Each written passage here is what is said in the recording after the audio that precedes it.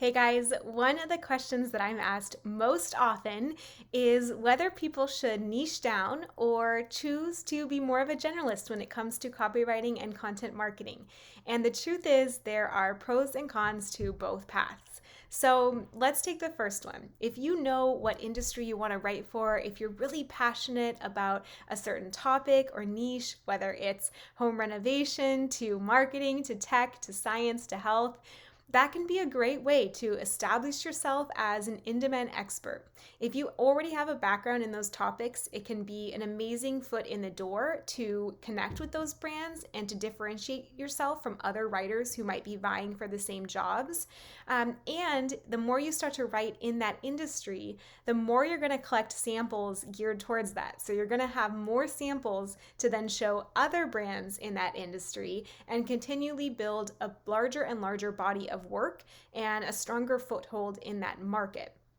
It can be a great way to establish yourself as the in-demand expert and thus to charge more premium rates, because who else are they going to contact, right? If you're the one who knows everything about an industry, if you have a ton of work samples, if you have background experience in it, you are the go-to person. So if you enjoy work, even if you're changing careers into copywriting, a lot of people feel like they aren't writers, that they don't have writing experience. But if you have experience in something that you really enjoy doing, even if it's human resources, even if it's marketing, again, even if it's tech, whatever your previous career was, finance, anything else, that can be a great way to start getting those first clients, because you may not have like the writing expertise per se. We can work on that, right? Like I can teach you that. But you do have the background that's still going to show that you're an expert, that you have a ton of information that someone else, another writer who doesn't, would need to spend a ton of time researching, if that makes sense. So if you want to niche right away, that's a great way to just carve out your place in that industry and start to get work and samples there. The one downside is, it can be a little bit harder to start it. It's almost like this snowball that, this when you start out, it's so small and it rolls so slowly, but as it gets bigger, there's more and more momentum. So it does limit your opportunities in the sense that not every job opportunity you see out there is going to be in finance or is going to be in tech or aerospace or whatever your thing is. So you might have a little bit harder time finding those clients at the outset. But the more you start to get into that field, the more referrals you're going to get, the more you're going to be able to fill up with your current clients and not need to be doing that client outreach as much as in the beginning.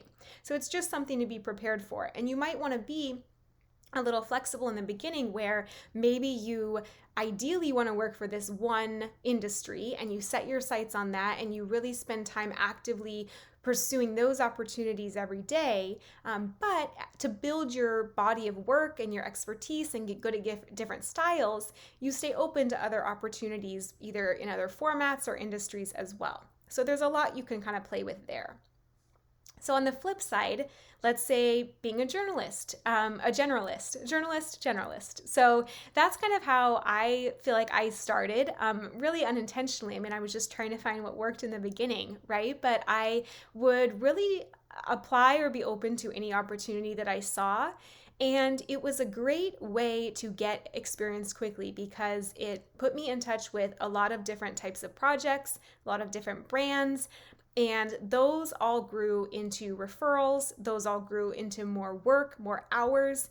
And so I think it served me being open in the beginning, because I didn't have to wait to get experience in the one thing that I was passionate in. I really got to be passionate about building my business and my craft. And over time, I got to really choose the areas that I specialized in, that I thought were most interesting, or where the client relationships were the best. And it was a great learning experience too, because it taught me what I liked about certain types of clients and what I didn't about others. So, sometimes I found with the smaller clients, like I loved the personal relationships, but there was a different dynamic in terms of like the intensity of those relationships, or the hours that were needed, the kinds of requests.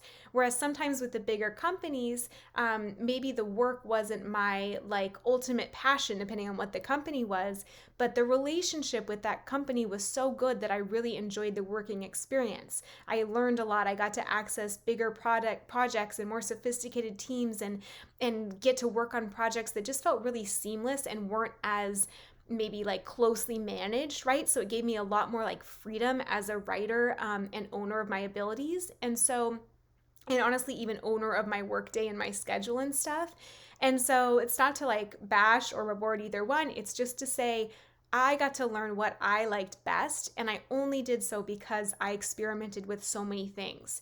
And I have friends in this industry, and I know other writers who, for them, the things I liked are complete opposite to what they liked. And that's kind of the beauty of it, is like there's enough for everyone, and we all get to kind of choose our own path. And how fun that we all almost choose something different, so that all the puzzle pieces do fit together in that way.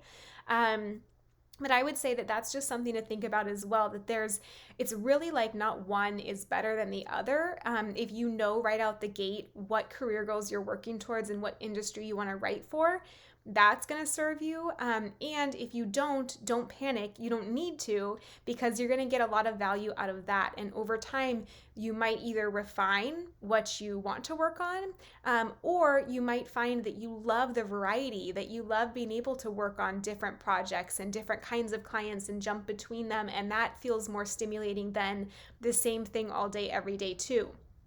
I also know people who happen to love a certain industry, but writing in it all day, it's almost like it takes some of that fun out. So you almost want to like be able to have a little bit of variety, and like maybe you write about your passion a lot of the time, but then you also have these side projects that just kind of wakes your brain up and like lets it work in a different way. And so there's all different kind of pros and cons to both routes. I would say that no matter what you choose, you can arrive at a really fulfilling, profitable, sustainable copywriting and content career. It's just, my advice would be to choose whichever one speaks to you first. If you're really looking to get clients and ramp up quickly, to definitely stay open to as many opportunities as possible. But we can definitely work on building you towards either that industry you love, or building the business you love with whatever kind of clients at the end of the day that you want to have. So I hope that's helpful. Let me know what other questions you have in the comments about niching, or being more general, and I'd be happy to weigh in and reply to you directly to make sure you have everything you need to build your dream business and career. All right, talk soon.